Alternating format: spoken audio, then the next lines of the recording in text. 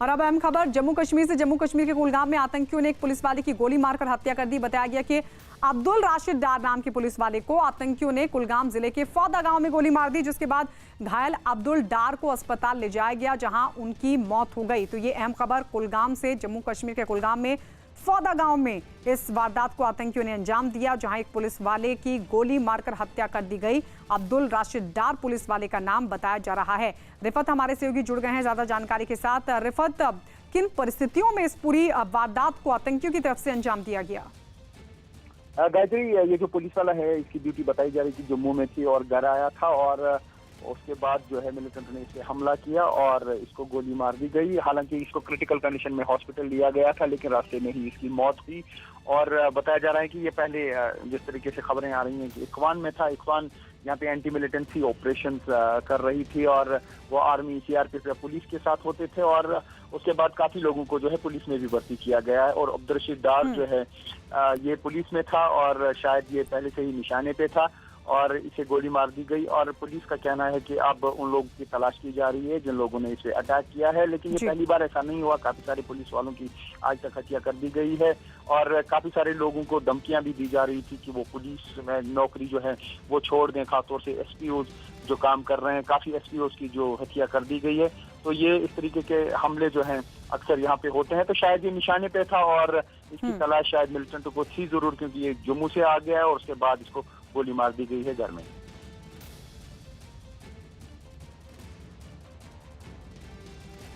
असम के धुबरी जिले में भारत बांग्लादेश सीमा से गुजरने वाली ब्रह्मपुत्र नदी पर मुश्किल हालात में भी बीएसएफ के जवान तैनात हैं।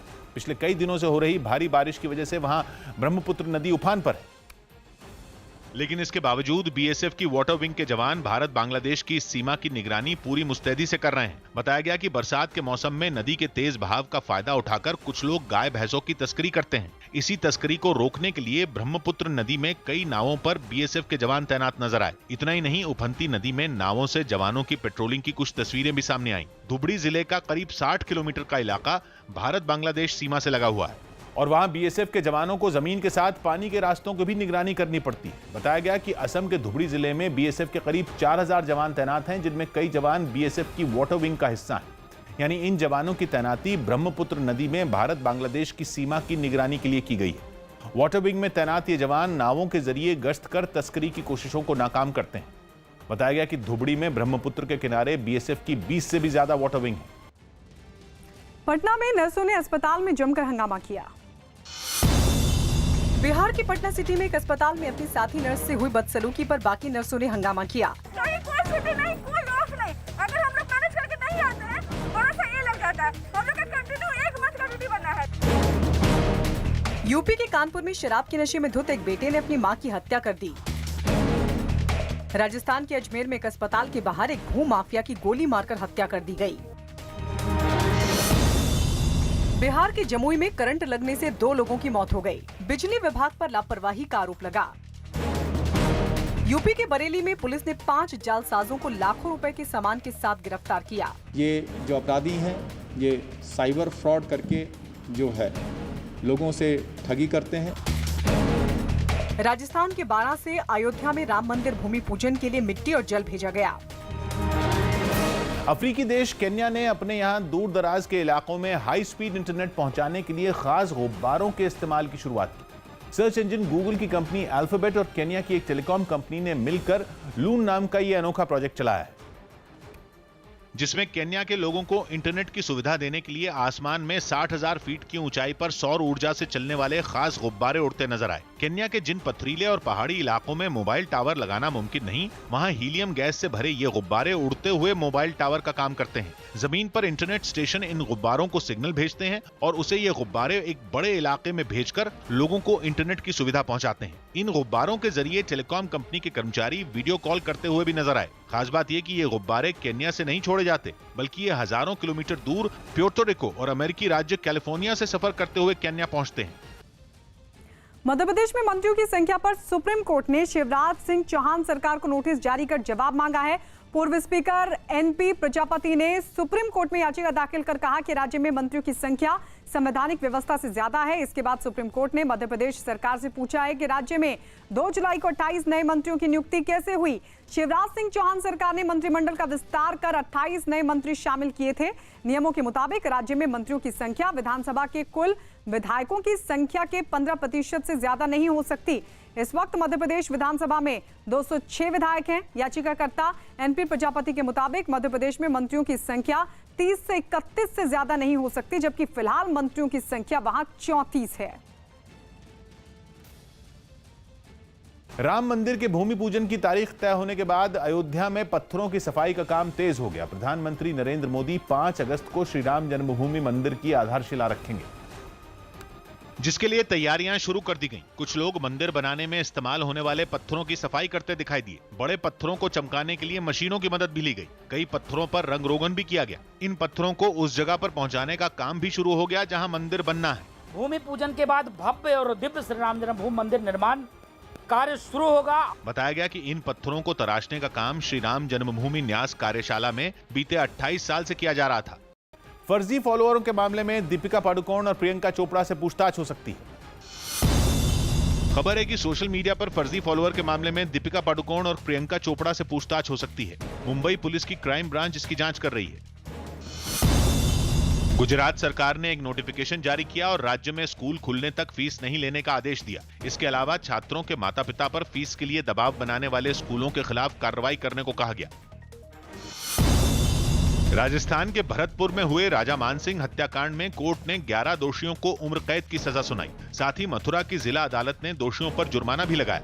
हालांकि दोषियों के वकील ने अदालत के इस फैसले को हाई कोर्ट में चुनौती देने का फैसला किया है। 35 साल पहले 1985 में राजा मानसिंह को एक विवाद के बाद गोली मार दी गई थी। फैसले से बिल्कुल सहमत नहीं है। फैसले के विरुद्ध हमारे मुवक्किल अपील फाइल करेंगे और उच्च न्यायालय जाने की तैयारी की जा रही है।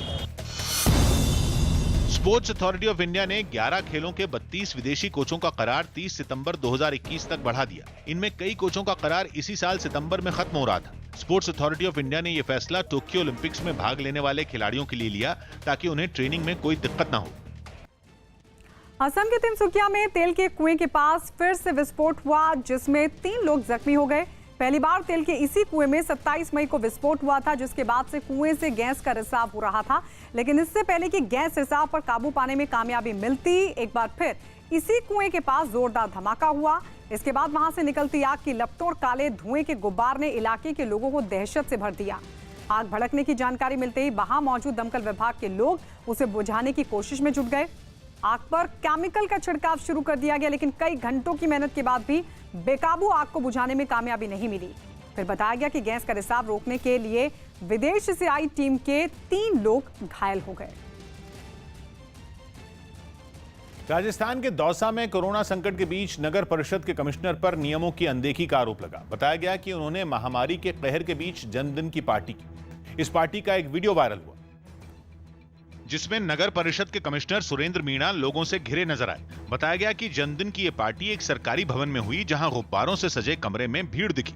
गाने पर थिरकते लोग और कमरे का माहौल देखकर एक बार भी ऐसा नहीं लगा कि देश में कोरोना फैला हुआ है, क्योंकि इन लोगों के बीच न तो 2 गज की दूरी थी और न ही चेहरे पर मास्क। यही नहीं, जैसे ही नगर परिषद के कमिश्नर ने केक काटा, लोगों के बीच बधाई देने और फोटो खिंचवाने की होड़ लग गई। हद तो तब हो गई जब उन्होंने सुरेंद्र मीणा को केक खिलाने के साथ साथ उनके चेहरे पर भी केक लगा दिया। दौसा में कोरोना मरीजों की संख्या लगातार बढ़ रही है। एक दिन पहले ही वहां की एक सब्जी मंडी में कई कोरोना मरीज मिले थे और ऐसे माहौल में नगर परिषद के कमिश्नर पर नियम तोड़कर जन्मदिन मनाने का आरोप लगा। उत्तर प्रदेश के मेरठ में डबल मर्डर के एक आरोपी के खिलाफ कार्रवाई करते हुए पुलिस ने खुदाई करने वाली मशीन से उसके मकान को गिरवा दिया। पुलिस को खबर मिली थी कि आरोपी ने पहले एक महिला और उसकी बेटी की हत्या की और फिर उनके शवों को अपने घर के आंगन में दफनाकर फरार हो गया, जिसके बाद पुलिस ने कार्रवाई करते हुए उसके मकान को गिरवा दिया। खुदाई करने वाली मशीन उसके मकान के हर हिस्से को डहाती नजर आई। इस दौरान पुलिस के अधिकारी भी वहां मौजूद रहे। थोड़ी देर बाद पूरा घर खंडहर में तब्दील हो गया। पुलिस ने दावा किया कि उन्हें घर के अंदर से 2 शव भी मिले। पाया गया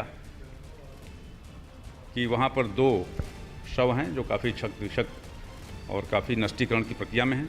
इस पूरी कार्रवाई से पहले आरोपी का घर सील कर दिया गया। बताया गया कि उसने सोशल मीडिया के जरिए पहले महिला से दोस्ती की और फिर उसकी और उसकी बेटी की हत्या कर भाग गया। विकास दुबे एनकाउंटर केस में जांच कमेटी के लिए यूपी सरकार के सुझाए नामों पर सुप्रीम कोर्ट ने अपनी मोहर लगा दी। इस जांच कमेटी की अगुवाई सुप्रीम कोर्ट के रिटायर्ड जज BS चौहान करेंगे, जबकि 2 अन्य सदस्य इलाहाबाद हाई कोर्ट के रिटायर्ड जज शशिकांत अग्रवाल और यूपी के पूर्व DGP KL गुप्ता होंगे। ये सारे नाम उत्तर प्रदेश सरकार ने सुझाए। ये कमेटी 1 हफ्ते में अपनी जांच शुरू कर देगी और 2 महीने में रिपोर्ट सौंप देगी, जो सुप्रीम कोर्ट के अलावा यूपी विधानसभा में भी रखी जाएगी। इंडिया समिट में कारोबार जगत को संबोधित करते हुए प्रधानमंत्री नरेंद्र मोदी ने अमेरिका के निवेशकों को भारत में निवेश का न्योता दिया और इसे निवेश के लिए सबसे सही वक्त भी बताया। American investors often look out for the perfect timing to enter a sector or a country. To them, I would like to say, there has never been a better time to invest in India.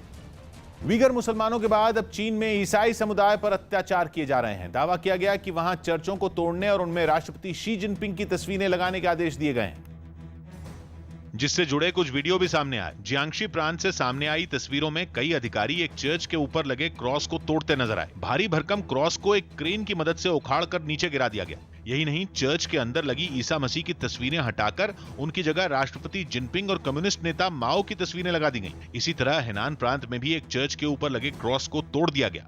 वहां मौजूद ईसाई समुदाय के लोगों ने जब इसका विरोध किया तो उन पर कार्रवाई की गई। चर्चों में तोड़फोड़ की ये तस्वीरें चीन के कई इलाकों से सामने आई। दावा किया गया कि वहां ईसाई समुदाय के लिए नया आदेश जारी किया गया है, जिसके मुताबिक वो घरों में भी ईसा मसीह की तस्वीर नहीं लगा सकेंगे।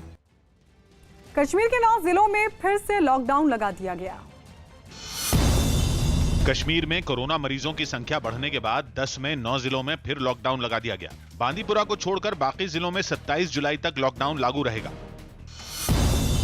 मध्य प्रदेश के इंदौर में एक पुलिस वाले को बर्खास्त कर दिया गया। आरोप है कि उसने एक आदमी को झूठे केस में फंसाने की धमकी दी थी और उससे 26,000 रुपए भी वसूल लिए थे। खबर है कि तीसरे टेस्ट मैच में बेन स्टोक्स के खेलने की संभावना काफी कम है। इंग्लैंड टीम मैनेजमेंट उन्हें अगले मैच में आराम देने पर विचार कर रही है। वेस्टइंडीज और इंग्लैंड के बीच शुक्रवार से यह तीसरा टेस्ट मैच शुरू होगा।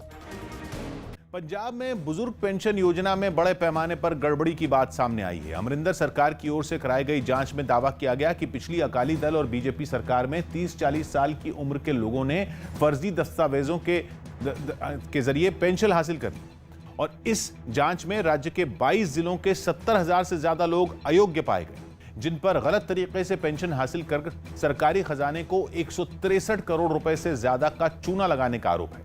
इस मामले में सरकार ने इन लोगों से पेंशन के तौर पर हासिल की गई रकम वसूलने का आदेश जारी किया, जिसके बाद अकाली दल के प्रवक्ता और पूर्व मंत्री दलजीत सिंह चीमा ने कांग्रेस सरकार के लगाए गए आरोपों को खारिज कर दिया। एक्शन किसी के ऊपर नहीं होगा। चुप करके लोगों की पेंशन काटनी, 70,000 लोगों को विश्वासघात है। ये बहुत बड़ा कांग्रेस पार्टी का, इससे ज्यादा कुछ नहीं। चीन के अनहुई प्रांत में हो रही लगातार बारिश के बाद हवाई नदी पर बने बांध का पानी खतरे के निशान के करीब जा पहुंचा, जिसे देखते हुए उसके कई दरवाजों को खोलना पड़ा, जिसके बाद पहले से बाढ़ की मार झेल रहे लोगों पर बांध का पानी कहर बनकर टूटा। पानी तेजी से रिहायशी इलाके में घुस गया और वहां की पूरी तस्वीर को बदल दिया। सैलाब से जूझ रहे इलाकों में पानी और बढ़ गया, जिसकी वजह से जो बचे खुचे मकान थे वो भी डूब गए। हालात ऐसे हो गए कि नदी और सड़क की पहचान करना तक मुश्किल हो गया। इन सब के बीच राहत बचाव दल के लोग बाढ़ की वजह से अपने घरों में फंसे लोगों को बाहर निकालते नजर आए और उन्हें नावों पर बिठाकर सुरक्षित जगहों पर ले जाते दिखे। बारिश के बाद वहां की कई नदियों में उफान आ गया, जिसके बाद राहत बचाव दल के लोग किनारों पर मिट्टी से भरी बोरियां रखते दिखे, जिससे आने वाले खतरे को रोका जा सके। अचानक आई इस आफत में जिन लोगों का सब कुछ बर्बाद हो गया, वो अब राहत शिविरों में रहने को मजबूर हैं। वहीं पर उनके रहने और खाने पीने का पूरा इंतजाम किया गया। अमेरिका के न्यू जर्सी में एक पोल्ट्री फार्म में आग लगने से करीब 3 लाख मुर्गियों की मौत हो गई। बताया गया कि इमारत के एक हिस्से में लगी आग गर्म मौसम की वजह से तेजी से फैली, जिसमें पूरा पोल्ट्री फार्म आग की लपटों में धधकता नजर आया। इतनी खतरनाक आग ने करीब 3 लाख मुर्गियों की जान ले ली और जो बच गईं वो पोल्ट्री फार्म के बाहर ही बदहवास घूमती दिखी। यह हादसा इतना खतरनाक था कि दमकल कर्मी रात में लगी आग को सुबह तक बुझाते दिखे और फिर जो तस्वीरें सामने आईं उनमें पूरी इमारत राख में तब्दील नजर आई। इतने मलबे को उठाने के लिए एक खुदाई करने वाली मशीन काम पर लगाई गई। बताया गया कि दमकल विभाग को मौके पर पानी पहुंचाने में भी दिक्कत हुई, जिससे आग बुझाने में काफी वक्त लगा। मध्य अमेरिका के देश ग्वाटेमाला में लोगों को कोरोना के खतरे से आगाह करने के लिए कई जगहों पर ताबूतों को रख दिया गया ताकि लोग उसे देखकर वहां लागू लॉकडाउन का पालन करें और कोरोना की बीमारी को वो हल्के में लेने की गलती ना करें। ग्वाटेमाला जैसे छोटे देश में भी कोरोना तेजी से अपने पैर पसा रहा है। वहां पर अब तक 34,000 लोग कोरोना की चपेट में आ चुके हैं, जबकि 5,000 लोग अब तक इस बीमारी से अपनी जान गंवा चुके हैं। इसके बाद भी वहां के लोग सुधरने का नाम नहीं ले रहे और नियमों की अनदेखी कर रहे हैं।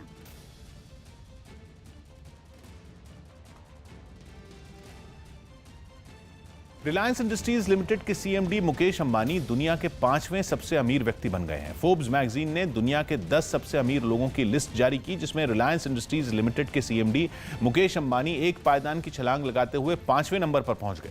रिलायंस इंडस्ट्रीज के शेयरों में आई तेजी की वजह से मुकेश अंबानी की कुल संपत्ति 5,59,000 करोड़ रुपए हो गई।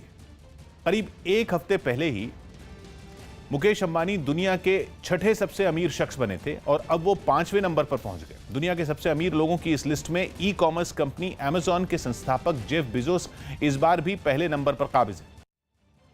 छत्तीसगढ़ में 11 नक्सलियों ने सरेंडर किया। छत्तीसगढ़ के दंतेवाड़ा में 11 नक्सलियों ने पुलिस के सामने सरेंडर किया। गाड़ियां जलाने में, प्रेशर आईडी लगाने के बहुत सारे केसेस में इन लोगों का नाम नामजद है। बिहार के बांका में 1200 लीटर जब्त शराब को नष्ट किया गया।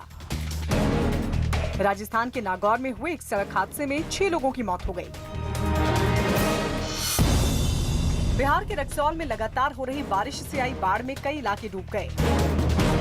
यूपी के मुरादाबाद में जिला अस्पताल में बने आइसोलेशन वार्ड की 3री मंजिल से कूदकर भागने की कोशिश में एक मरीज घायल हुआ। ओडिशा के ब्रह्मपुर में एक गांव में घुसे 12 फीट के कोबरा सांप को वन विभाग के कर्मचारियों ने जिंदा पकड़ा।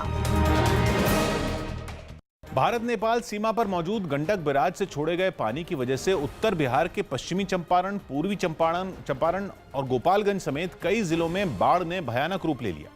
एक दिन पहले गंडक बैराज से 4 लाख क्यूसेक से ज्यादा पानी नदियों में छोड़ा गया था, जिसने उत्तर बिहार के कई जिलों को बेबस कर दिया।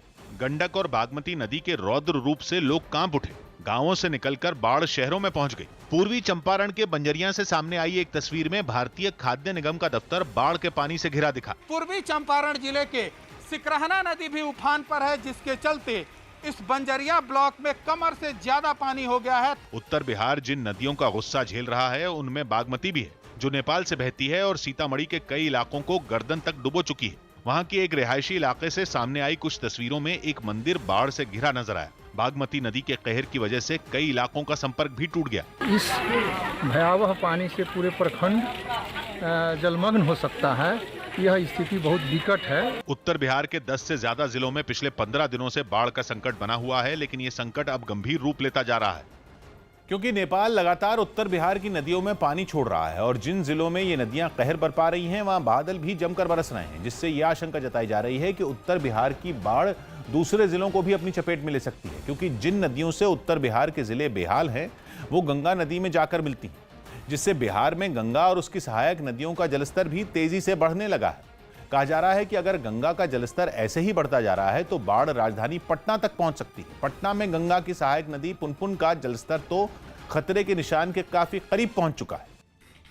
मध्य प्रदेश विधानसभा में प्रोटेम स्पीकर रामेश्वर शर्मा ने दावा किया कि अयोध्या में राम मंदिर निर्माण का काम शुरू होते ही देश से कोरोना वायरस खत्म हो जाएगा। जन कल्याण के लिए जिस भगवान का अवतरण हुआ था उस समय राक्षस वध के लिए हुआ था। जैसे ही 5 तारीख को राम मंदिर का निर्माण शुरू होगा, वैसे ही कोरोना जैसे संक्रमण और महामारी का विनाश होना भी शुरू हो जाएगा। सेरो सर्वे केवल दिल्ली में नहीं बल्कि देश के 11 ऐसे शहरों में हुआ जहां कोरोना का असर सबसे ज्यादा हुआ। इनमें कुछ शहरों में सर्वे के चौंकाने वाले नतीजे सामने आए। इन सभी 11 शहरों में सेरो सर्वे केवल कंटेनमेंट जोन में हुआ, जिसका मकसद ये जानना था कि कितने लोग कोरोना वायरस की चपेट में आए। सेरो सर्वे के तहत इन जगहों पर लोगों के ब्लड सैंपल लिए गए और ये देखा गया कि लोगों में कोरोना वायरस से लड़ने वाली एंटीबॉडी बनी है या नहीं बनी। कोरोना का सबसे ज्यादा असर अहमदाबाद में हुआ, जहां 496 लोगों पर हुए टेस्ट में करीब आधे लोगों में एंटीबॉडी मिली। मुंबई में यह टेस्ट 495 लोगों पर हुआ, जिनमें 36% से ज्यादा लोगों में एंटीबॉडी पाई गई। आगरा में हुए 500 टेस्ट में 22% से ज्यादा लोगों में एंटीबॉडी मिली और पुणे के कंटेनमेंट जोन से लिए गए 504 सैंपल में भी करीब 20% लोगों में एंटीबॉडी मिली। इनके अलावा 6 शहर और भी हैं जिनमें सर्वे हुआ, लेकिन उन शहरों में 8% से भी कम लोगों के खून में कोरोना से लड़ने वाली एंटीबॉडी मिली। केंद्र सरकार ने राज्य सरकार के साथ मिलकर यह सर्वे मई में करवाया था, जिसके नतीजे अब सामने आए। चीन पर अमेरिका की सख्ती लगातार बढ़ रही है। अमेरिका ने चीन को ह्यूस्टन का अपना राजनयिक दूतावास 24 जुलाई यानी कि कल तक बंद करने का आदेश दिया है। अमेरिका ने चीन पर आरोप लगाया है कि वो राजनयिकों की मदद से जासूसी और वैज्ञानिक शोध की चोरी की कोशिश कर रहा है। अमेरिका ने यह भी आरोप लगाया और लगाते हुए चीन को ह्यूस्टन का राजनयिक दूतावास बंद करने का आदेश दिया है। अमेरिका के इस फरमान पर चीन ने भी आंखें तरेरी और इसे गैर कानूनी बता दिया। बताया यह भी जा रहा है कि चीन भी वुहान के अमेरिकी दूतावास को बंद करने का आदेश दे सकता है।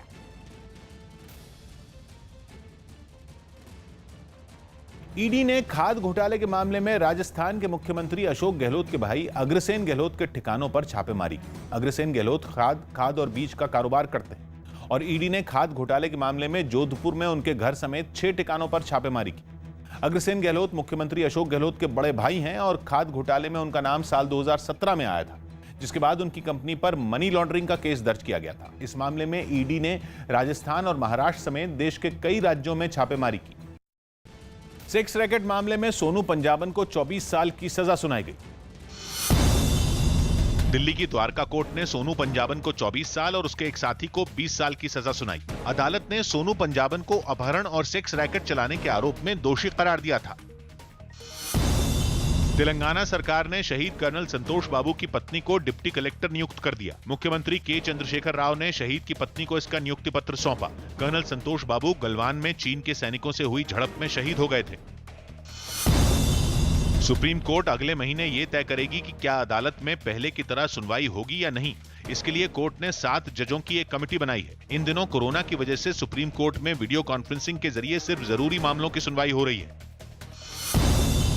सूरत में पुलिस ने नकली इंजेक्शन बेचने वाले गिरोह का भंडाफोड़ किया और इस मामले में 2 आरोपियों को पकड़ लिया। पुलिस के मुताबिक आरोपी 40,000 के इंजेक्शन 1 से 1.5 लाख रुपए में बेचा करते थे।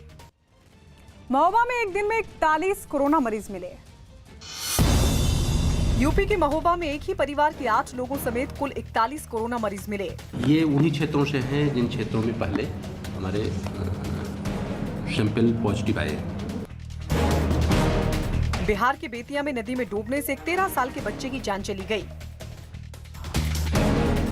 दिल्ली के नजदीक ग्रेटर नोएडा में पुलिस ने मुठभेड़ के बाद 2 बदमाशों को पकड़ लिया। छत्तीसगढ़ के बिलासपुर में झगड़े से तंग आकर पति ने पत्नी की हत्या की। देर रात उसे ग्राम कर्रा से पुलिस टीम ने गिरफ्तार किया और घटना में प्रयुक्त हथियार जो फावड़ा था उसे ग्राम सरवानी से जब्त किया गया है। एमपी के रतलाम में बाइक सवार बदमाशों ने एक मोटरसाइकिल में आग लगाई। सीसीटीवी में पूरी घटना कैद हो गई। यूपी के गोंडा में एक पुलिस वाले का सड़क पर खड़े एक आदमी को पीटने का वीडियो वायरल हो गया। बिहार के दरभंगा जिले में लॉकडाउन के बीच आरजेडी नेता तेजस्वी यादव बाढ़ प्रभावित लोगों के बीच पहुंचे। बिहार में कोरोना की वजह से 31 जुलाई तक लॉकडाउन है। नियमों के मुताबिक किसी को भीड़ भाड़ वाली जगह पर जाने की इजाजत नहीं है, लेकिन तेजस्वी यादव लॉकडाउन के बीच दरभंगा जिले के उस इलाके में पहुंचे जो बाढ़ की वजह से बर्बाद हो गया। उन्होंने बाढ़ से बेहाल लोगों को पूरी सब्जी बांटी। तेजस्वी जैसे ही वहां पहुंचे लोगों ने उन्हें घेर लिया। हालांकि इस दौरान तेजस्वी के चेहरे पर तो मास्क नजर आया, लेकिन बाढ़ में बर्बाद हो चुके लोगों का चेहरा नहीं ढका था। एक और गंभीर बात यह कि इन लोगों के बीच तिल रखने तक की जगह नजर नहीं आई। यही नहीं, जब तेजस्वी ने पूरी सब्जी बांटना शुरू किया तो भूख से परेशान लोग और बेसब्र हो गए। जिन लोगों के पास बर्तन थे उन्होंने उसमें खाना लिया, लेकिन जिनके पास बर्तन नहीं थे वो हाथ में ही पूरी सब्जी लेने लगे। इस दौरान उन्होंने तेजस्वी के समर्थन में नारेबाजी भी की, जिसके बाद तेजस्वी ने बाढ़ से बेहाल लोगों की खाने की समस्या का जिक्र किया और नीतीश सरकार को घेरा। अब रास्ते में बेचारे भूखे पेट हैं ये लोग। सरकार को खाना खिलाना चाहिए था, राशन देना चाहिए था। खाना हम लोगों ने खिलवाया और नहीं खिलाते तो लोग भूखे मर जाते। इस बीच यूएस इंडिया बिजनेस काउंसिल के कार्यक्रम में अमेरिका के विदेश मंत्री माइक पोम्पियो ने एक बार फिर से चीन की आक्रामकता पर निशाना साधा और निशाना साधते हुए भारत के साथ अपने अमेरिका के संबंधों को मजबूत बताया। उन्होंने गलवान में भारतीय जवानों की शहादत पर संवेदना भी जताई। इतना ही नहीं, उन्होंने भारत की मजबूत स्थिति का जिक्र करते हुए कहा कि चीनी कंपनियों पर निर्भरता खत्म करने के लिए भारत के पास ये अच्छा अवसर है। The recent clashes initiated by the PLA are just the latest examples of the CCP's unacceptable behavior. We were deeply saddened by the deaths of 20 Indian service members. I'm confident that with our concerted efforts, we can protect our interests. I especially commend India's recent decision to ban 59 Chinese mobile apps, including TikTok, that present serious security risks for the Indian people. And I'm confident our partnership is only getting stronger.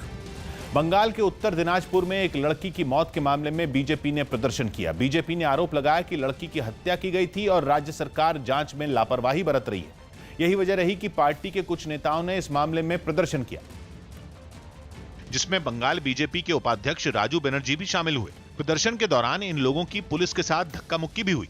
Police वालों ने जब उन्हें रोकने की कोशिश की तो वो जमीन पर बैठ गए, जिसके बाद पुलिस वालों ने जबरदस्ती उन्हें अपनी गाड़ी में बैठा लिया। हालांकि इस दौरान बीजेपी नेता लगातार उन्हें रोकने की कोशिश करते रहे। राजू बनर्जी की तो पुलिस वालों के साथ बहस भी होती रही। यही नहीं, पुलिस की गाड़ी में चढ़ने के बाद भी वो लगातार नारे लगाते रहे। बीजेपी का आरोप है कि युवती की मौत से पहले उसका रेप भी किया गया और इसीलिए पार्टी नेता लगातार इस मुद्दे पर ममता सरकार को घेर रहे हैं। बिहार के बेतिया में पानी में डूबी सड़क को पार करने के चक्कर में एक मोटरसाइकिल सवार की जान बाल-बाल बची। बाढ़ के पानी का बहाव सड़क पर इतना ज्यादा तेज था कि वो मोटरसाइकिल के साथ ही उस पर बह गया, जिसके बाद वो एक पेड़ को पकड़कर उसके सहारे खड़ा हो गया और अपनी जान बचाने की कोशिश करता दिखा। पानी के बीच में फंसे आदमी को देख आसपास के लोग उसकी मदद के लिए दौड़े और उसे वहां से किसी तरह बाहर निकालने की कोशिश शुरू की। उन्होंने उस तक किसी तरह एक रस्सी पहुंचाई। किसी तरह उसने रस्सी पकड़ी और उसे पकड़कर वो पानी से बाहर आता दिखाई दिया। तेज लहरों से लड़ते हुए वो आखिरकार बाहर निकलने में कामयाब रहा और तब जाकर उसकी जान में जान आई। दिल्ली के शकरपुर इलाके में दो बदमाशों की घर के बाहर से एक बच्ची को अगवा करने की कोशिश नाकाम हो गई, लेकिन इस दौरान आरोपी ही दहशत में आ गए।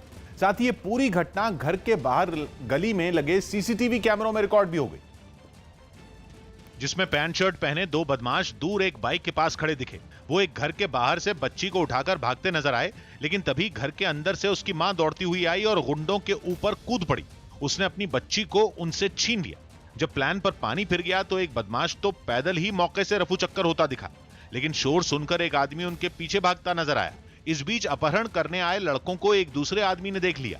उसने सूझबूझ दिखाई और उनका रास्ता रोकने के लिए गली के बीच में स्कूटर खड़ा कर दिया। गुंडे जैसे ही उसकी तरफ आए, आदमी ने बाइक सवार बदमाश को धक्का देकर गिरा दिया और दूसरे को पकड़ लिया।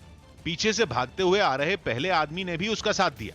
थोड़ी हाथापाई हुई, लेकिन अपहरण करने आया लड़का हथियार दिखाकर भाग निकला। इस बीच बाइक से गिरे बदमाश ने भी मोटरसाइकिल वहीं छोड़ दी और अपना हेलमेट एक पड़ोसी को मारकर भाग खड़ा हुआ। हालांकि बाद में पुलिस ने दोनों को पकड़ लिया।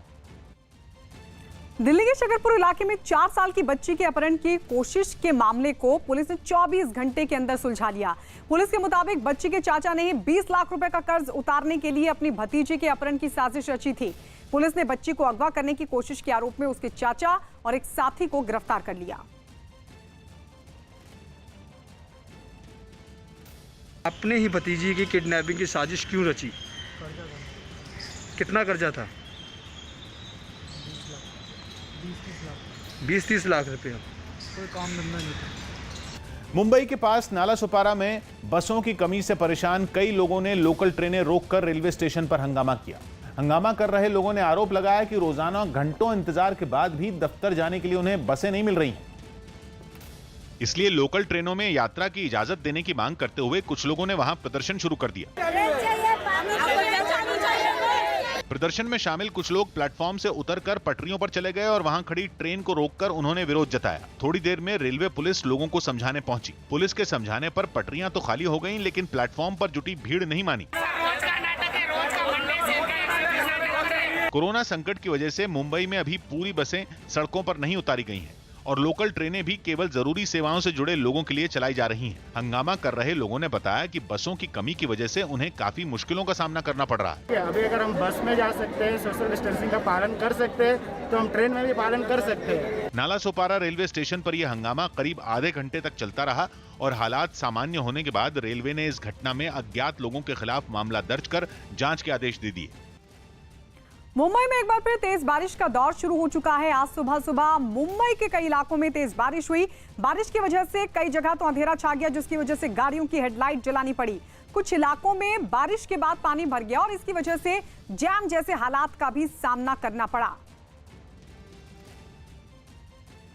मुंबई के कई इलाकों में तेज बारिश की शुरुआत हुई है। मैं इस वक्त मौजूद हूं बांद्रा इलाके में और खास तौर पर आपको तस्वीर दिखाता हूं कि यहां पर तेज बारिश पिछले 15 से 20 मिनट से लगातार चल रही है और काले बादलों की वजह से अंधेरा छाया हुआ है, जिसके चलते जो गाड़ियां हैं वो हेडलाइट चला के चल रही हैं, क्योंकि यहाँ पे अंधेरा है, आसमान में काले बादल छाए हुए हैं। और इसलिए क्योंकि इस वक्त जो है सामान्य दिनों में अंधेरा नहीं होता है, लेकिन जिस तरह से बादल छाए हुए हैं और जिस तरह से तेज बारिश मुंबई में शुरू हुई है, उसके चलते आप देख रहे हैं कि बारिश लगातार वो बढ़ती जा रही है और साथ ही साथ जो गाड़ियां हैं वो अपनी हेडलाइट जलाकर चल रही हैं। खास तौर पर ये जो हाईवे का हिस्सा है, मैं आपको अपने पीछे की तस्वीर दिखाना चाहूँगा कि जो तस्वीरें आपके सामने नज़र आ रही हैं, किस तरह की बारिश की बड़ी बड़ी बूंदें जो हैं वो यहाँ पर पड़ती दिखाई दे रही हैं। और महत्वपूर्ण चीज़ ये कि जिस तरह से तेज़ बारिश हो रही है, उससे गाड़ियों की स्पीड जो है बेहद ही सावधानी के साथ लोग चल रहे हैं, धीरे चल रहे हैं, क्योंकि इस बारिश में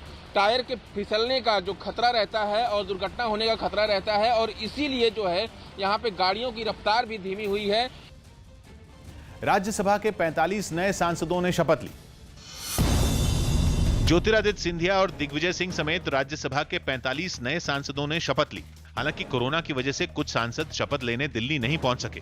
शपथ के दौरान दिग्विजय और ज्योतिरादित्य जब आमने सामने आए तो दोनों ने एक दूसरे को नमस्कार किया। मैं ज्योतिरादित्य माधवराव सिंधिया, जो राज्यसभा का सदस्य निर्वाचित हुआ हूं, ईश्वर की शपथ लेता हूं। हिमाचल प्रदेश के सीएम जयराम ठाकुर ने खुद को होम क्वारंटीन कर लिया। मुख्यमंत्री ने यह फैसला सीएम कार्यालय के एक अधिकारी के कोरोना पॉजिटिव मिलने के बाद किया। अब सीएम समेत उनके दफ्तर के सभी कर्मचारियों की कोरोना जांच कराई जाएगी। कोरोना का जो प्रोटोकॉल है उसका पालन कर, तो हम क्वारंटीन के लिए जा रहे हैं। आरजेडी नेता मनोज झा ने प्रधानमंत्री नरेंद्र मोदी को एक खत लिखा और बिहार में कोरोना और बाढ़ से बिगड़े हालात की जानकारी दी। मनोज झा का दावा है कि बिहार के हालात लगातार खराब हो रहे हैं, ऐसे में पीएम मोदी जल्द जरूरी कदम उठाएं। कोरोना और बाढ़ दोनों के मध्य बिहार सरकार को गायब सी लग रही है। हमने अपनी तौर पे उनसे कहा कि हालात इतने चिंताजनक हैं कि कुछ पहलकदमी करनी होगी। सुरेश रैना ने सोशल मीडिया पर एक वीडियो शेयर किया जिसमें वो अपनी बेटी के साथ बारिश के मौसम में दिल्ली की सड़कों पर गाड़ी से घूमते दिखाई दिए।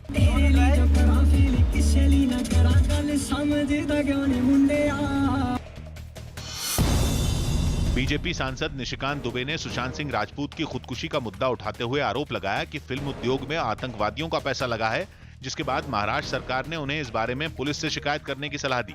आतंकवाद के पैसे हैं, एंटरटेनमेंट इंडस्ट्री जो है वो साफ सुथरी नहीं है। महाराष्ट्र की पुलिस से, हमारी मुंबई की पुलिस से वो शिकायत आप दे सकते हैं।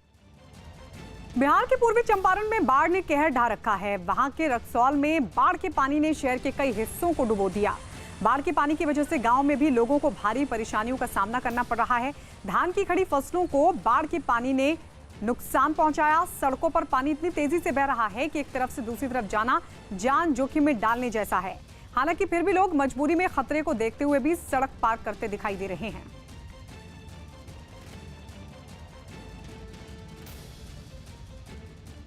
यहाँ दिक्कत हम लोग को जो ओवर ब्रिज बना है, वहाँ पानी जो पुल के चलते हम लोग को हर साल इतना दिक्कत सहना पड़ता है। हम लोग रास्ते से बाहर हैं, हम लोग मवेशी उस पर सब चीज़ बाहर रखे हैं।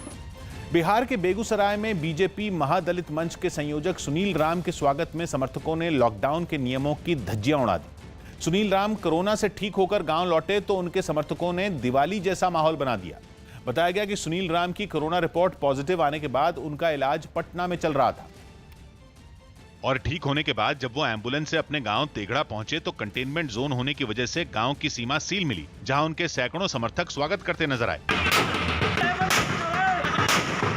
अस्पताल से घर लौट रहे बीजेपी नेता की एक झलक पाने के लिए आसपास के लोग सड़क से लेकर घर की छतों तक पर नजर आए और जैसे ही सुनील राम ने गांव की सीमा में पांव रखे, समर्थकों ने ताली बजाकर उनका स्वागत किया। इसके बाद तो आगे आगे ढोलवाला और पीछे पीछे बीजेपी नेता सुनील राम और उनके समर्थकों का हुजूम। हालांकि कोरोना को मात देकर लौटे नेताजी अपने इस स्वागत से गदगद नजर आए, लेकिन इस पूरे कार्यक्रम में उनके समर्थक लॉकडाउन के नियमों का पालन करते नहीं दिखे। साफ है कि बीजेपी नेता सुनील राम के स्वागत के दौरान लॉकडाउन के नियम तार-तार हुए, लेकिन इससे बेफिक्र कुछ समर्थकों ने स्वागत का वीडियो सोशल मीडिया पर डाल दिया, जिसके बाद हरकत में आए प्रशासन ने करीब 45 लोगों के खिलाफ मामला दर्ज कर लिया, जिनमें सुनील राम सहित 15 लोगों के नाम से मुकदमा लिखा गया और 30 अज्ञात लोगों के खिलाफ भी मामला दर्ज कर लिया गया। इन सब पर लॉकडाउन के नियमों की अनदेखी का केस दर्ज हुआ। बताया गया कि बेगूसराय में अब तक 1000 से ज्यादा कोरोना मरीज मिल चुके हैं, जिनमें अब तक 8 की मौत हो चुकी है। राजस्थान का सियासी घमासान सुप्रीम कोर्ट तक जा पहुंचा है। राजस्थान के स्पीकर सीपी जोशी की याचिका पर आज सुप्रीम कोर्ट में सुबह 11 बजे सुनवाई होगी। सुनवाई के लिए चीफ जस्टिस ने जस्टिस अरुण मिश्रा और जस्टिस किशन मुरारी की बेंच का गठन किया है। राजस्थान के स्पीकर सीपी जोशी ने हाईकोर्ट के आदेश के खिलाफ सुप्रीम कोर्ट में याचिका दाखिल की है। स्पीकर ने राजस्थान हाईकोर्ट के उस आदेश को चुनौती दी है जिसमें कोर्ट ने 24 तारीख तक सचिन पायलट और उनके खेमे के 18 विधायकों के खिलाफ कार्रवाई नहीं करने की बात कही है। सीपी जोशी ने कहा कि स्पीकर के पास कारण बताओ नोटिस देने का पूरा अधिकार है। इस बीच सचिन पायलट कैंप की तरफ से भी सुप्रीम कोर्ट में याचिका दाखिल की गई है कि उनका पक्ष सुने बिना सुप्रीम कोर्ट आदेश जारी न करे।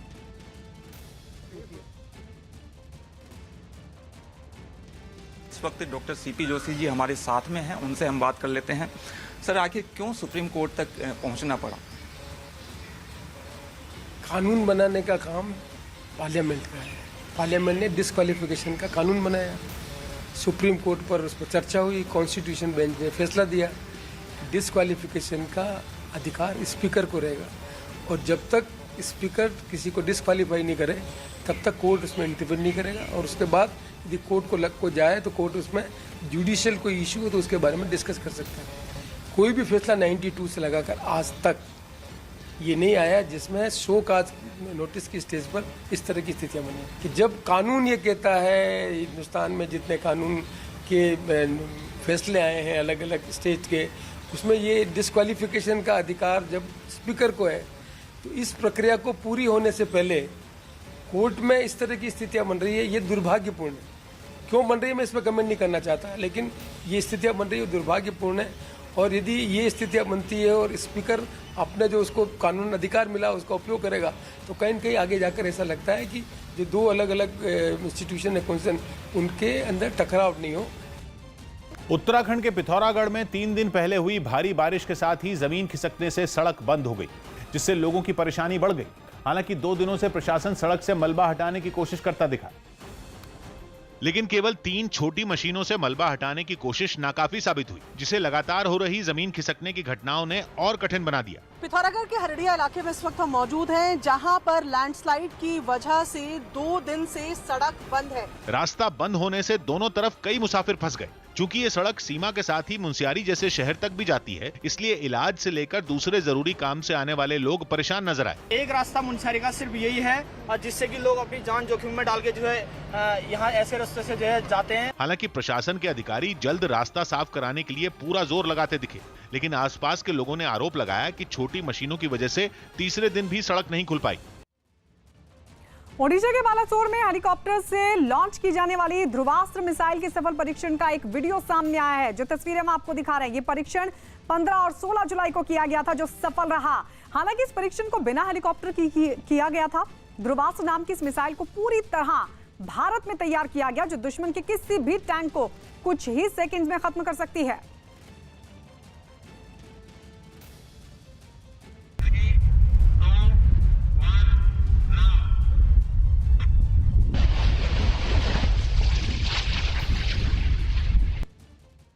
चीन के अनहुई प्रांत में भारी बारिश और बाढ़ की वजह से हजारों लोग अपना घर छोड़ने को मजबूर हो गए। इन दिनों चीन पिछले 60 साल में आई सबसे भीषण बाढ़ का सामना कर रहा है, जिसका सबसे खराब असर पूर्वी और दक्षिणी चीन के कई इलाकों में दिखाई दिया। वहां से सामने आए एक वीडियो में तो पहाड़ का एक बड़ा हिस्सा नीचे खिसकता दिखा। पहाड़ से गिरने वाला मलबा देखते ही देखते सैलाब की तरह नीचे बहने लगा। भारी बारिश की वजह से अनहुई प्रांत में भी हालात बिगड़ गए। नदी के किनारे बसे इलाके तो पूरी तरह पानी में डूब गए। पानी का स्तर बढ़ने की वजह से कई बांधों के गेट खोलने पड़े, जिससे हालात और बिगड़ गए। बांधों से छोड़ा गया पानी निचले इलाकों में सैलाब की तरह बहने लगा। सड़क पर लहरें इतनी तेज थीं कि उसमें फंसी एक महिला बहते बहते बची। इस महिला को बचाव दल ने किसी तरह निकाल लिया। दूसरी जगहों से भी बर्बादी की ऐसी ही तस्वीरें सामने आईं। भीषण बाढ़ की वजह से हजारों लोग बेघर हो गए, जिन्हें बचाव दल की मदद से राहत शिविरों तक पहुंचाया गया। रक्षा मंत्री वायुसेना कमांडरों की कॉन्फ्रेंस में शामिल हुए। रक्षा मंत्री राजनाथ सिंह दिल्ली में वायुसेना कमांडरों की कॉन्फ्रेंस में शामिल हुए। इस मौके पर राजनाथ सिंह ने चीन से तनाव के बीच वायुसेना की भूमिका की तारीफ की और वायुसेना को हर तरह की चुनौती से निपटने के लिए तैयार रहने को कहा। जम्मू कश्मीर के कुपवाड़ा से सुरक्षा बल ने आतंकियों की मदद करने के आरोप में 2 लोगों को गिरफ्तार कर लिया। इन दोनों पर आतंकी संगठन हिजबुल मुजाहिदीन के लिए काम करने का आरोप है। दावा है कि ये आतंकियों को हथियार और दूसरी चीजें पहुंचाया करते थे। अमेरिका के अलास्का में 7.8 तीव्रता के भूकंप के झटके महसूस किए गए। इस भूकंप के बाद सुनामी आने का भी अलर्ट जारी किया गया। इंग्लैंड के गेंदबाज जोफ्रा आर्चर ने दावा किया कि आइसोलेशन के दौरान उन्हें सोशल मीडिया पर नस्ली टिप्पणियों का सामना करना पड़ा। जोफ्रा आर्चर ने बताया कि नस्ली टिप्पणियों से बचने के लिए उन्होंने कई लोगों को सोशल मीडिया पर अनफॉलो भी कर दिया। कोरोना नियम तोड़ने पर आर्चर को दूसरे टेस्ट मैच से बाहर कर दिया गया था। प्रधानमंत्री नरेंद्र मोदी आज मणिपुर में पानी की आपूर्ति के लिए एक परियोजना की आधारशिला रखेंगे। पीएम मोदी सुबह 10:30 बजे वीडियो कॉन्फ्रेंसिंग के जरिए इस कार्यक्रम में शामिल होंगे।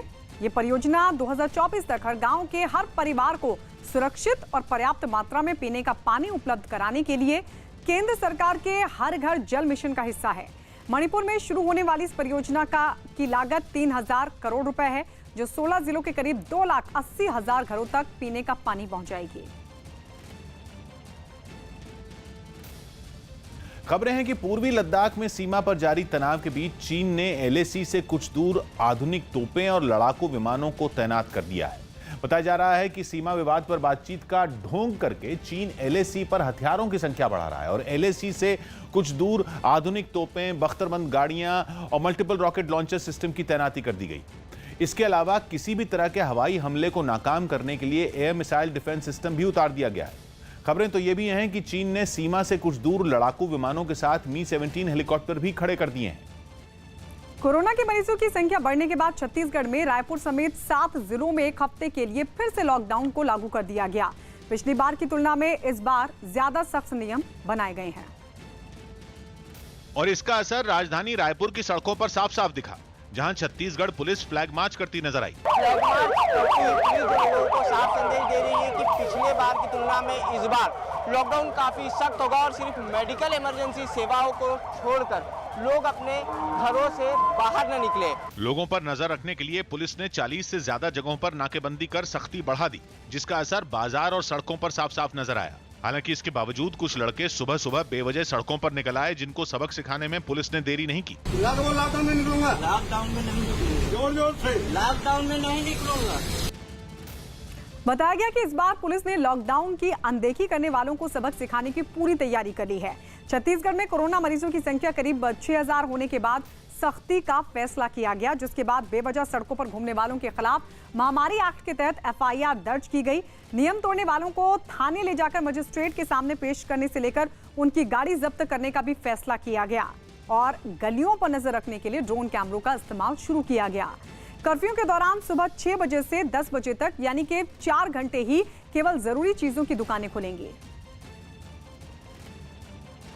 नेपाल में आई बाढ़ से जूझते उत्तर बिहार के प्रभावित जिलों में राहत और बचाव का काम तेज कर दिया गया। हालांकि बाढ़ पीड़ितों की शिकायत है कि सरकारी मदद केवल गिने चुने लोगों को ही मिल पा रही है। मतलब आरोप है कि सरकारी मदद ऊंट के मुंह में जीरे के बराबर है। गुहार लाखों लोग लगा रहे हैं, लेकिन मदद कुछ को ही मिल पा रही है। पूर्वी चंपारण में तो हमारी टीम ने आपदा प्रबंधन विभाग की मदद से किडनी के एक मरीज को अस्पताल पहुंचाने का काम किया। बताया गया कि मरीज पिछले 7 दिनों से बाढ़ में फंसा था। ये बोट नहीं पहुंचती, लोग नहीं आते, तो फिर आप कैसे बाहर निकलते? बाहर निकलते, मर जाते हम लोग, कुछ हो सकता था। आपदा प्रबंधन विभाग की टीमों ने कई लोगों को प्रभावित इलाकों से निकालकर सुरक्षित जगहों तक पहुंचाया, लेकिन आरोप है कि ये मदद हर किसी को नसीब नहीं हो रही। कई इलाकों में लोग अब भी बेबस हैं। पूर्वी चंपारण के एक इलाके से सामने आई तस्वीर में कई लोग बाढ़ के बीच फंसे दिखे। उन्होंने प्रशासन पर अनदेखी का भी आरोप लगाया। खाने पीने का कोई साधन नहीं है, न आने जाने का कोई साधन है। राजस्थान के मुख्यमंत्री अशोक गहलोत ने प्रधानमंत्री नरेंद्र मोदी को चिट्ठी लिखी है और उस चिट्ठी में आरोप लगाया कि केंद्रीय मंत्री गजेंद्र सिंह शेखावत ने कांग्रेस के कुछ महत्वाकांक्षी नेताओं के साथ मिलकर उनकी चुनी हुई सरकार को गिराने की कोशिश की। सीएम गहलोत ने अपनी चिट्ठी में लिखा कि पीएम मोदी को इसके बारे में कितनी जानकारी है उन्हें पता नहीं। उन्होंने चिट्ठी में पीएम मोदी से अपील की है कि वो सरकार गिराने की इस मामले में भागीदार नहीं बने और लोकतंत्र को बचाएं। सीएम गहलोत ने अपनी चिट्ठी में कोरोना काल का जिक्र भी किया और जिक्र करते हुए ये भी कहा कि ऐसे वक्त में बीजेपी चुनी हुई सरकारों को गिराने में जुटी है। उन्होंने अपनी चिट्ठी में मध्य प्रदेश और कर्नाटक में सरकार गिराए जाने का जिक्र भी किया। और चलिए अब आपको दिखाते हैं पीएम मोदी को अपनी चिट्ठी में सीएम गहलोत ने लिखा क्या। उन्होंने चिट्ठी लिखते हुए कहा, कोरोना महामारी के इस दौर में जीवन रक्षा ही हमारी सर्वोच्च प्राथमिकता है। ऐसे में राजस्थान की चुनी हुई सरकार को गिराने का कुप्रयास किया जा रहा है। इस काम में केंद्रीय मंत्री गजेंद्र सिंह शेखावत, बीजेपी के अन्य नेता और हमारे दल के कुछ अति महत्वाकांक्षी नेता भी शामिल हैं। मुझे इस बात का हमेशा अफसोस रहेगा कि आज जहां आम जनता के जीवन और आजीविका को बचाने की जिम्मेदारी केंद्र और राज्य सरकारों की निरंतर बनी हुई है, उसके बीच केंद्र में सत्ता पक्ष कैसे कोरोना प्रबंधन की प्राथमिकता छोड़कर कांग्रेस की राज्य सरकारों को गिराने की षड्यंत्र में मुख्य भागीदारी निभा सकता है। मुझे ज्ञात नहीं किस हद तक ये सब आपकी जानकारी में है या आपको गुमराह किया जा रहा है। इतिहास ऐसे कामों में भागीदार बनने वालों को कभी माफ नहीं करेगा। ये चिट्ठी अशोक गहलोत ने पीएम मोदी को लिखी। एक तरफ राजस्थान के सीएम अशोक गहलोत ने प्रधानमंत्री मोदी को चिट्ठी लिखी, तो दूसरी तरफ उनकी चिट्ठी के जवाब में राजस्थान के बीजेपी अध्यक्ष सतीश पूनिया ने राज्य के लोगों के नाम चिट्ठी लिख डाली। पूनिया ने अपनी चिट्ठी में कहा कि गहलोत ने पीएम को चिट्ठी लिखकर सहानुभूति पाने की कोशिश की है। उन्होंने दावा किया कि अशोक गहलोत की सरकार अल्पमत में है। माननीय प्रधानमंत्री जी को एक पत्र जो मुख्यमंत्री जी के द्वारा लिखा गया, वो स्पष्ट संकेत करता है कि सरकार अल्पमत में आ चुकी है और इसी कारण बिना वजह वो माननीय प्रधानमंत्री जी, माननीय गृह मंत्री जी और भारतीय जनता पार्टी के नेताओं को आरोपित करते हैं। भूल जाते हैं नैतिकता और लोकतंत्र की दुहाई देने वाले माननीय मुख्यमंत्री जी आपातकाल उन्हीं की पार्टी की देन थी। आज आपकी अपनी लड़ाई जब सड़कों पर आई और आपको शासन और सत्ता जाती हुई दिखी, तो आपने भारतीय जनता पार्टी के नेताओं पर षड्यंत्र पूर्वक एक सुनियोजित साजिश रची। ये संवैधानिक संकट आपकी देन है, आपकी पार्टी के अंतर्कलह की देन है, आपके आला कमान की कमजोरी की देन है। कोरोना संकट के बीच कोलकाता के एक बाजार में सोशल डिस्टेंसिंग के नियमों का पालन करवाने के लिए बाउंसर तैनात कर दिए गए। भीड़ भाड़ होने की वजह से कोलकाता के इस बाजार में कोरोना के फैलने का खतरा भी ज्यादा है, जिसकी वजह से वहां बाउंसर तैनात करने का फैसला किया गया। नियमों का पालन करवाने के लिए बाजार के हर गेट पर बाउंसर तैनात कर दिए गए। सामने आई तस्वीरों में ये बाउंसर बाजार आने वाले लोगों के हाथों को सैनिटाइज करवाते दिखे। उन्होंने लोगों के शरीर के तापमान की जांच भी की। लोग एक दूसरे से दूरी बनाए रखें, इसके लिए ये लोग बाजार के अंदर भी गश्त करते दिखे। कोलकाता का त्रिहट्टी मार्केट है जहाँ पर जो सोशल डिस्टेंसिंग लोग माने, मास्क पहनकर ही यहाँ पर घुसे, इसके लिए ये जो बाउंसर्स हैं इनको रखा गया है। बताया गया कि बाजार में आने वाले लोग जरूरी नियमों को नहीं मान रहे थे, जिसके बाद वहां बाउंसर तैनात करने पड़े। बाउंसर्स लगाए हैं कि कम से कम डिस्टेंस मेंटेन करें, नियम सारे माने। महाराष्ट्र में कोरोना के मरीजों के मिलने की रफ्तार लगातार बढ़ रही है। पहली बार महाराष्ट्र में एक दिन में कोरोना के 10,000 से ज्यादा नए मरीज सामने आए, जिसके साथ ही वहां मरीजों की संख्या बढ़कर 3,37,000 को पार कर गई है। वहीं 24 घंटों में पूरे महाराष्ट्र में 280 लोगों की मौत हुई है। सिर्फ मुंबई में ही कोरोना के मरीजों की संख्या 1 लाख के पार हो चुकी है। जम्मू कश्मीर के कुलगाम में आतंकियों ने एक पुलिस वाले की गोली मारकर हत्या कर दी। बताया जा रहा है कि अब्दुल राशिद डार नाम के पुलिस वाले को आतंकियों ने कुलगाम जिले के फौदा गांव में गोली मार दी, जिसके बाद घायल अब्दुल डार को अस्पताल ले जाया गया, जहां उनकी मौत हो गई। जानकारी यह भी कि पहले से ही निशाने पर थे अब्दुल राशिद डार और मौका मिलते ही आतंकियों ने उनको निशाना बनाया, उनको गोली मारी। हालांकि जब उनको अस्पताल ले जाया गया तो अब्दुल राशिद डार की मौत हो गई। जम्मू कश्मीर के कुलगाम का ये मामला, जहां सुरक्षा बलों को लगातार आतंकी निशाना बना रहे हैं और लगातार सुरक्षा बल भी आतंकियों का सफाया कर रहे हैं, लेकिन इस सब के बीच एक पुलिस वाले को निशाना बनाया, जिससे पुलिस वाले की मौत हो गई।